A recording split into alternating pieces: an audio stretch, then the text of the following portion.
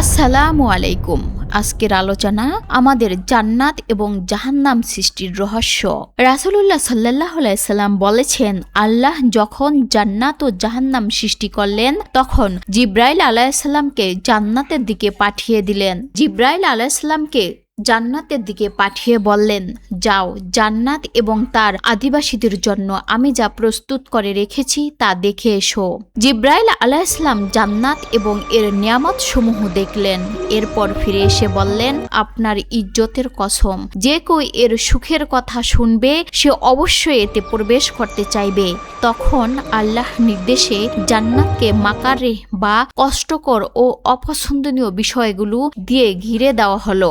এরপর আল্লাহ বললেন, আবারও যাও এবং দেখে এসো।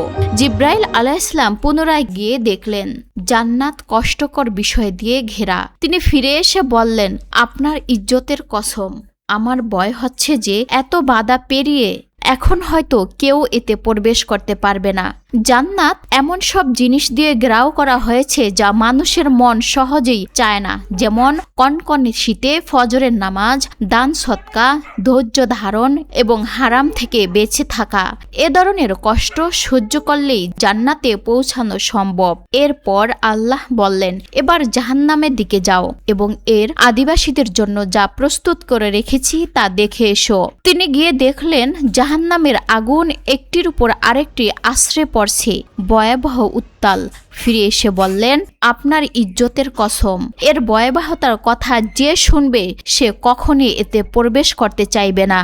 তারপর আল্লাহ বললেন, আবারও যাও এবং দেখে এসো। তিনি পুনরায় গিয়ে দেখলেন যে তা প্রলোভন দিয়ে ঘিরে দেওয়া হয়েছে। ফিরে এসে বললেন, আপনার ইজ্জতের কসম, আমার আশঙ্কা হচ্ছে যে প্রলোভনের কারণে এখন আর কেউ এখান থেকে রক্ষা পাবে না, বরং সবাই এতে প্রবেশ করবে।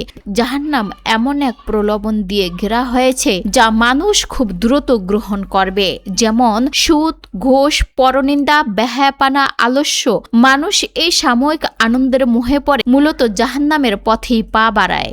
জিবরাইল আলাইহিস সালাম এর সেই আশঙ্কা আমাদের জন্য একটি সতর্কবার্তা। দুনিয়ার মহত্যাগ করে কষ্ট হলেও আল্লাহর আনুগত্যের পথে চলাই হলো প্রকৃত সফলতা। ধারাবাহিকভাবে এই পর্বের পর আমাদের আরও পর্ব আসবে, সে পর্যন্ত অপেক্ষা করুন। আল্লাহ হাফেজ।